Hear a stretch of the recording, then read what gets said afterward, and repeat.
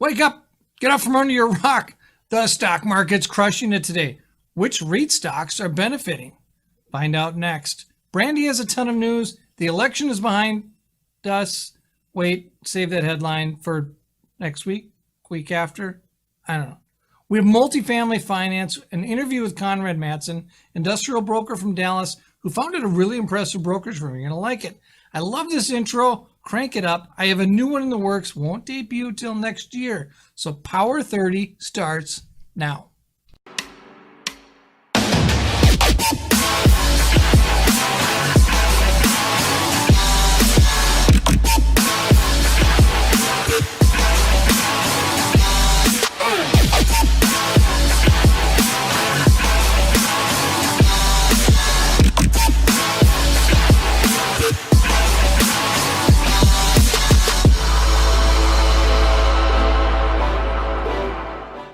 Simon Property Group stock is up massively today. Well, the whole market's booming on news that Pfizer's corona vaccine tests are performing stronger than expected.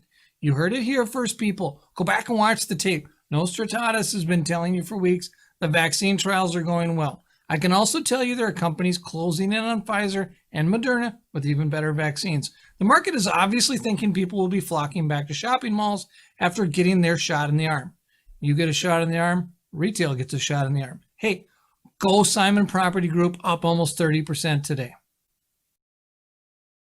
Hey there, here's a look at this week's big headlines. In a nod to the attractiveness of workforce housing, a non-traded Starwood REIT buys $645 million of affordable housing.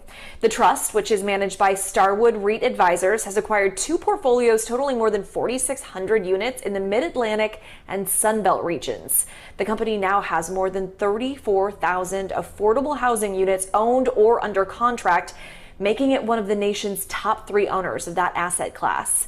That unit count is nearly 2/3 larger than Starwood's platform in August of 2019 after an affiliate purchased a portfolio of 21 stabilized affordable housing communities spanning nearly 4,500 units, mainly in Dallas, Fort Worth, Houston, and Florida. Following that acquisition, the company and its affiliates owned nearly 20,700 units in total. Whew. All right, CBRE is out with its third quarter global investment report that came out last week. It indicates the U.S. investment volume increased by 30% quarter over quarter to $64 billion, back to the level of 10 years ago, but still way down from 2019. Activity increased across all property sectors in the third quarter, led by a strong quarter over quarter rebound in multifamily investment. With a relatively stable outlook for demand and income, multifamily has been the most popular asset type in the Americas since 2017. On a year-to-date basis, industrial and logistics has the smallest decrease in investment volume at 25%. Pricing of multifamily and industrial assets has recovered quickly as they're sought after for downturn protection. Investment yield has also remained stable there. Now, office real estate, on the other hand, had the smallest, we're talking 9% quarter over quarter rebound due to continued uncertainty about long-term office usage in urban markets such as New York and San Francisco. Take a look at this chart of investors' sector preferences for the second and third quarter of this year. Hotel and retail shouldn't surprise you. But what is the deal with office leading the way? Not in the Americas, by the way, but globally. Just goes to show COVID is always surprising us. Well, it is definitely time to rethink office real estate. Everybody's doing it. According to NAIOP's most recent development report, returning to the office is gonna be challenging for many businesses in the aftermath of the COVID-19 pandemic, which forced many to close for months starting back in February or March. Safety, health, and wellness in buildings and workplaces may become as important over the next 10 years as LEED certification has been over the past decade. Cool transit-rich urban office projects of the future and their suburban counterparts, they're going to offer tenant-attracting amenities and design, but what may actually close the deal will be the safety, health, and wellness features of the building. That's according to recent NAIOP interviews with office developer owners who are on the front lines of making their projects safe places to work. According to Michael McNerney, Executive Vice President with Lowe Enterprises Real Estate Group in San Diego, quote, The current phase is a reactive phase to get people to feel better and safer about coming into the office. He goes on, the second phase is about cost-effective retrofits that can be done to existing buildings to make them safer. The third phase, McNerney says, is looking at the things that can be done to give people a greater comfort level and greater flexibility going forward. In unfortunate news, CBL and Pennsylvania REIT are the latest casualties of the pandemic economy. Both announced plans to enter bankruptcy. The purpose is to recapitalize and restructure debt. According to Globe Street, CBL and Associates Properties bankruptcy isn't a total surprise. In recent months, the firm warned stockholders it would file for bankruptcy if it couldn't secure debt relief with its lenders. During the pandemic, stock fell 22% below its pre-market price. It currently owes $4.5 billion to creditors. In addition, several of CBL's tenants have filed for bankruptcy this year. That includes JCPenney and Taylor's parent company. Now, Pennsylvania Real Estate Investment Trust filed bankruptcy as part of a plan to enhance financial flexibility, it says. That's according to a statement from the company. In October, the REIT entered into a restructuring support agreement with its lenders, which included $150 million to recapitalize the business and extend the company's debt maturity schedule. Fortune magazine called the news of a, quote, shopping mall apocalypse, stating that mall owners have been slammed by a 1-2 punch as some tenants, the Gap, have stopped paying rent or are negotiating large reductions, while other huge tenants like JCPenney and Macy's, they have just left for good. Stay tuned this month as we are hosting a call with industry leaders, including the Mall of America, about how they plan to rebuild retail. U.S. household spending rose 1.4% in September as pandemic-related aid helped boost personal incomes by 0.9% or $170 billion, according to estimates released on October 30th by the Bureau of Economic Analysis.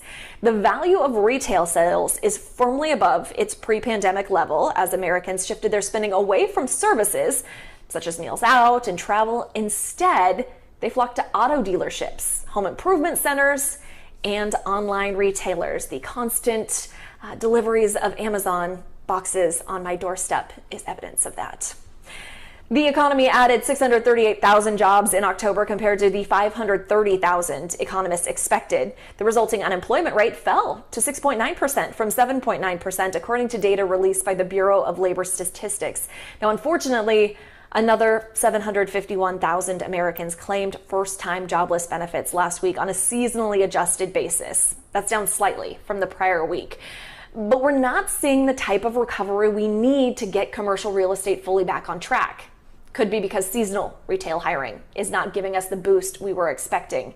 Typically, retail companies start hiring for the holiday season in October and really increase hiring in November. Here's a graph that shows the historical net retail jobs added for October, November, and December by year. This is going to be something we need to monitor this year. American Tower REIT announced it will purchase Insight Wireless Group, which owns around 1,400 cell towers in the U.S. for a hefty $3.5 billion. The analysts at New Street Research pointed out that the transaction is worth about 31 times Insight's EBITDA. They wrote in a note to investors on Thursday, quote, "The multiple paid came back with a high sticker shock. It would be easy to make the case that American Tower overpaid. However, it is important to recognize that infrastructure multiples have inflated significantly over the past 2 years, and costs of capital are at or near all-time lows." Cell tower companies like American Tower are expected to continue to reap revenues from companies like T-Mobile and Verizon as 5G hits the mainstream and mobile users increasingly conduct their digital lives over their smartphones and other wireless devices. That would be me. And though the overall outlook for U.S. tower companies like American Tower continues to shift, many expect the space to remain a growth area for investors in the years to come. American Tower isn't the only company on the hunt for tower purchases either. For example, Phoenix Tower recently purchased 197 cell towers from Tower Ventures, and Melody Investment Advisors recently closed on the purchase of about 1,100 cell towers from CTI Towers shortly after acquiring roughly 500 towers from Unity Towers. That deal was for about $220 million. Get ready, Airbnb is set to make its IPO filing public next week, despite the national COVID-19 surge, according to Reuters. That puts it on course for a New York stock market debut in December. The U.S. home rental company's planned debut on the NASDAQ is set to be one of the largest stock market listings of 2020, amid a pandemic that has seen demand for house rentals surge as vacationers snub hotels to practice social distancing. Kind of makes sense. Senior housing occupancy drops as inventory increases, according to Commercial Property Executive. It says assisted living senior housing properties in the NICMAP primary markets continue to see steeper occupancy declines since the pandemic began than independent living properties, dropping 6.1 percentage points since March to an all occupancy rate of 79.1%, according to the NIC interquarterly snapshot for September. It was another record low for assisted living occupancy rates, although a smaller drop from the previous record low in August of 79.5%. There you go. Single tenant REITs Griffin Capital Essential Asset REIT and Cole Office and Industrial REIT agreed to merge, creating a $5.8 billion portfolio. The merger would combine similar portfolios of single tenant office and industrial properties that add up to a whopping 31 million square feet. If you're looking for capital right now, you know the market is tight, but not all lenders are being stingy. Exhibit A, Flagship Capital Partners in Houston. It has funds available through two different programs. So first, its Senior Bridge Debt Program, which provides bridge loans to acquire value-add properties throughout Texas, the Southeast, and Southwest. Flagship also offers an Equity Opportunity Fund. That's a facility by which the company partners with owners and operators as an equity investor with a particular focus on multifamily, kind of a joint venture deal. Foster Financial is making a big play in downtown Detroit with the purchase of 211 Tower and plans to modernize the office space. While Dan Gilbert, the founder of Quicken Loans, has long been the dominant investor leading the resurgence of downtown Detroit, it doesn't mean that others aren't investing in Michigan's largest city. Take Brad Foster. This 28-year-old founder and president of Grosse Pointe, Michigan-based Foster Financial is quickly becoming an important investor in the Detroit area. Foster partnered with Grosse Pointe-based Tribus to purchase the 450,000 square foot 211 building. That was their deal. And no real surprise here, the latest research from Newmark showed that demand for bulk warehouse space in Detroit remained strong in the third quarter of the year, despite the economic slowdown caused by the COVID-19 pandemic and state shutdown orders. Newmark's third quarter industrial trends data did show one negative for the Detroit industrial market, though. The industrial vacancy rate in the Detroit area edged up 10 basis points to 4.5%. Despite that, Newmark's report highlighted an industrial market that continues to thrive in Detroit. During the past 10 quarters, users have absorbed 6.3 million square feet of bulk warehouse space, so it logically follows that nearly 80% of the 5 million square feet of industrial product under construction in Detroit is speculative bulk warehouse. Demand is particularly strong for modern, efficient facilities, Newmark says. And if you're wondering how strong, the 26 million square foot inventory of Class A bulk warehouse space has a vacancy rate of just 1.6%. Todd, over to you. It's no secret now that the multifamily sector has held up well through COVID. It may be counterintuitive that even with high jobless rates and eviction moratoriums, but that's COVID. It's counterintuitive. Our Journals held a multifamily event last week with numerous lenders, agency representatives. I was there asking questions, as usual. Unsurprisingly, low rates are causing a refinance boom. Laura Simpson, director with HUD, what is the lowest rate you have seen this year? We've seen as low as 2.05. That's as low as we have seen. I think that's on a refinance. We're holding steady at 2.45. Is I've seen 2.35. I mean, I don't know what Freddie is. I don't know kind of where other places are sitting, but that's what we're seeing. We've also got Samantha Miller with Freddie Mac. Samantha, where are Freddie rates? On the fixed rate side, I'd say low to mid threes all in. That's pretty consistent depending on leverage. On the floating rate side, we did transition from LIBOR to SOFR recently. August 1st, we started offering SOFR-based loans, and we'll have fully transitioned now We're not quoting any more LIBOR loans, and December 31st is our last date to purchase LIBOR. So in terms of our ARM spreads, we're at, I'd say, 260 to 290 gross on the floating rate product. That has been really strong, a strong business for us, and we've done a good amount of our floating rate business this year. Brett Olson, super broker with Grandbridge. Can you fill us in on Fannie rates as well? Todd, I can jump in here a little bit from what we're seeing on the Fannie Mae side in terms of pricing. And a lot of what we do is tier 2 business or kind of their full leverage. Right now, seeing a lot of 75% loan to value, 125, 130 debt service coverage minimums. But that type of loan pricing today is probably around 315 all in rate. Developers and owners have been the beneficiaries, but so are low-income renters. Lower interest rates have allowed affordable housing developers like Sherman Associates, one of the largest affordable housing developers in the nation, to make sense of new projects. On our end, the biggest driver for moving some of these projects forward over the last 7 months has been the drop in interest rates, both immediate but also long-term projection on where interest rates will be 2 to 3 years down the road as we bring in long-term financing. The drop in interest rate on our construction financing has a nominal impact on moving a project forward, but that long-term interest rate certainly has a more substantial, as we're looking at agency takeouts with HUD or Fannie, to be able to underwrite a rate that's 75 to 100 points lower for the long term certainly is having a meaningful impact on the viability of these projects. Chris, are you also taking advantage of these rates and refinancing?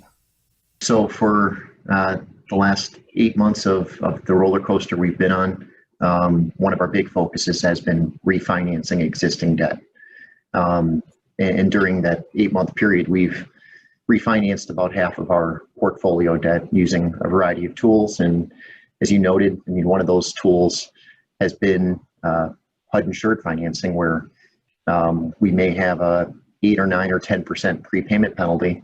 And then what we're electing to do is roll a portion or all of that into the new rate. And we do cover some of it. And those refis are making sense right now. HUD, and these are deals that in certain cases we refinanced 5, 6, 7 years ago. So rates have come down that much. Again, we're back to where we were probably late 2012, if not a bit lower today. So HUD is low 2s plus MIP.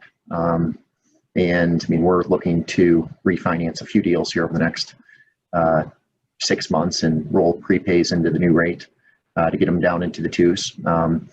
And we're also working on a variety of other, we've also closed a variety of other refi transactions from Fannie Mae. We did a lower leverage Fannie Mae execution on an asset about 2 weeks ago, 60% LTV, and had that rate down well below 3 with 8 years of IO. And we've done a lot of deals with our banking relationships, and that's been a big thing for us, is just working with our existing relationships to refinance assets here and take out, in certain cases, construction financing and kind of mini perms that were higher cost, higher leverage. We've closed on several fixed rate deals and several swaps over the last 7 months, and a lot of those have been low to mid 3s on 7 to 10 year executions. But a lot of this is long term. We're with HUD, that's 35 to 40 years. With Fannie, it's 10-year deals, and with these fixed rate and swaps, it's 7 to 10. So we're locking in these low rates between really low 2s to low 3s for the next 7 to 10 years. And there you have it. Multifamily finance is booming, in case you haven't figured that out. What a great event. Hey, you can log in to you don't even have to log in. You can go to our YouTube page where you found this show. You can see the full clips of this event, the whole thing. It's on there, as well as a whole bunch of other events, 100 plus, that we've been doing since April to keep you in the loop on things like multifamily interest rates. I sat down with Conrad Madsen, Paladin Partners. Conrad, an industrial broker from Dallas, created a really cool brokerage firm. We talk brokerage, Dallas, and nearshoring. What's going on, my friend? How are you, my man? I'm fantastic. Awesome. I like your background. Is that a virtual background, or is that your? No. Oh boy. It's legit. All right, so let's start with Paladin. because Yeah. I admire your presence on LinkedIn a lot. I'm trying to help us build ours. And I Yeah, look at you and you're a LinkedIn rock star, a social media rock star. Yeah. But you've posted some stuff about Paladin that if I was a broker, I'd be really curious. So tell me what the story is there. Paladin's an interesting story. It was founded because we were on a mission to just really do things better in the industry.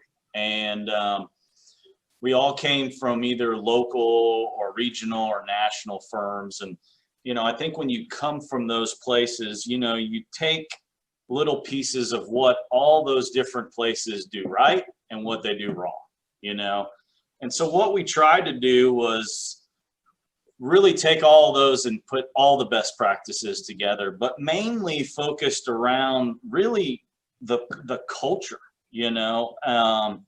to me, the culture and the organization is the most important thing for a successful company, regardless of industry, and so in the last about year and a half, we really kind of reinvented Paladin on a few fronts. One being we started paying brokers better, right? Because that's always a conversation starter for guys.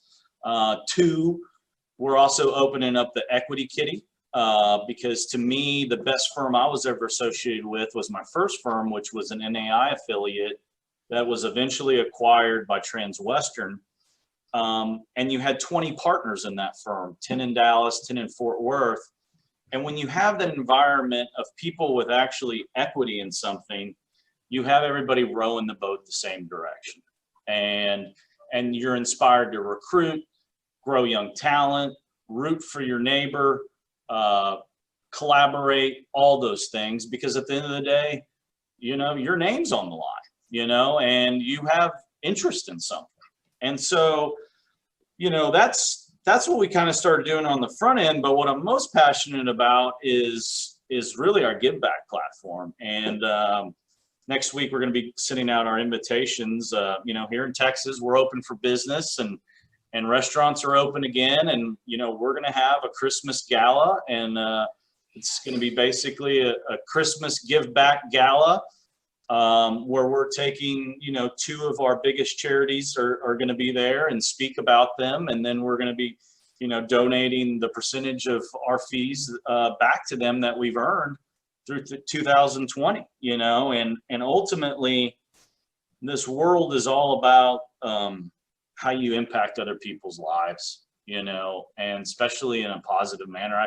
I tell people all the time, it's not about how much money you make, it's how many people show up to your funeral someday.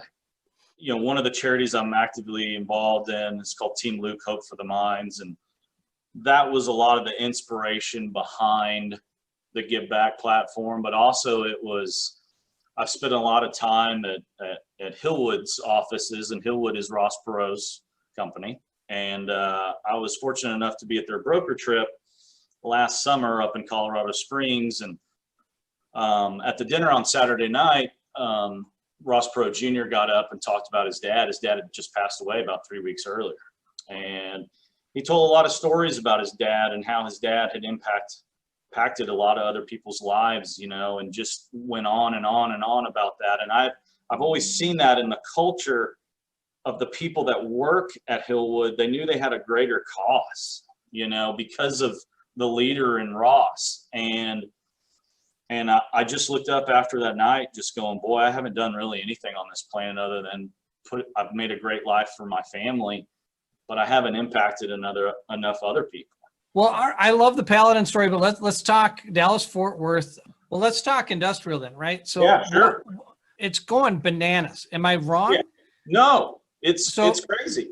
For people outside of Dallas, because this is a national show, Sure. Dallas is it a logistics hub? 100%.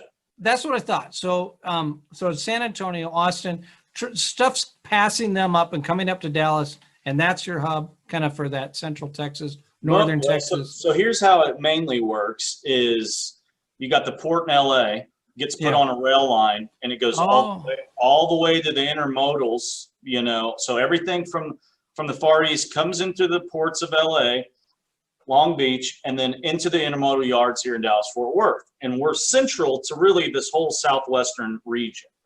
And because of that, we are the distribution hub. And so then the product goes up to Oklahoma City, Little Rock, Arkansas, over to Louisiana, down to Houston, Austin, San Antonio, Laredo, El Paso, West Texas, all that.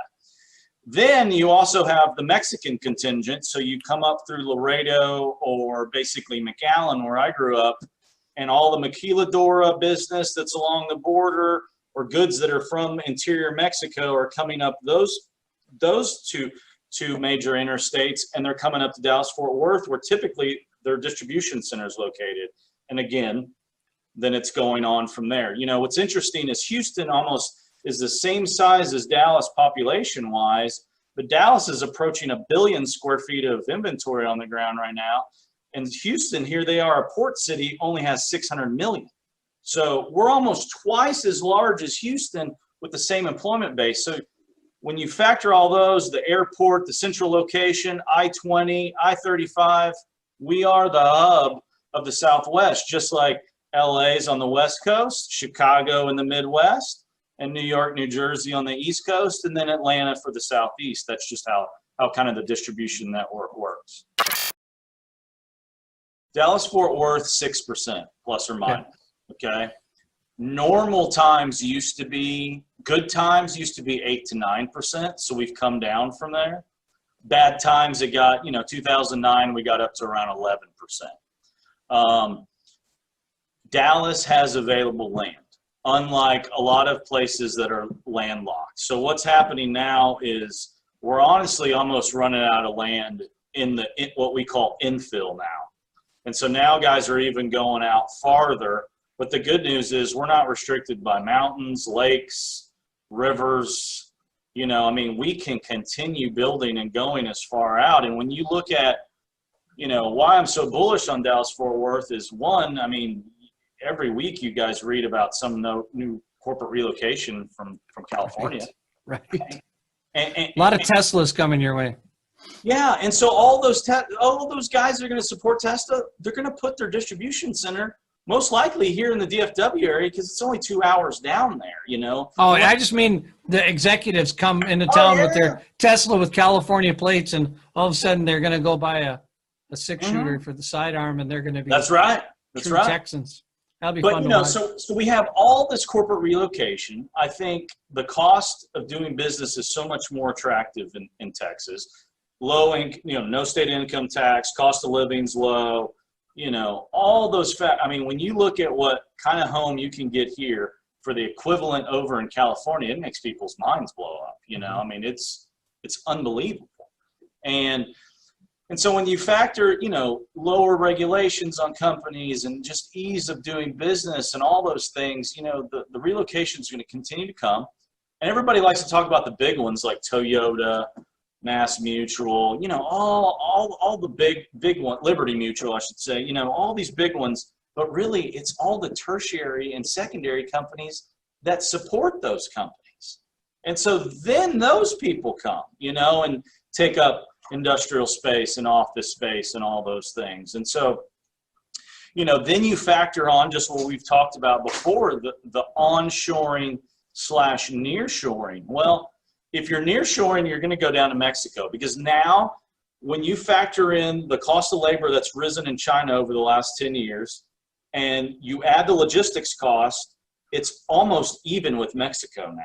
And so I truly believe American manufacturers, especially due to the pandemic, then got a wake-up call about supply chain interruption and are like, we can't really depend on China to be making all of our technology stuff and prescription drugs and all these things. So I truly believe the higher end stuff, some of it will come back to the United States. The lower end stuff, think toys and all those other things, cheaper goods, I really think they're going to go down to Mexico because the benefit of that is within a day's truck drive, that product can be in your distribution center here in Dallas-Fort Worth and then on to your final customer versus it sitting on a boat for 3 weeks. If you were to talk to developers, and I'm sure you do, yeah.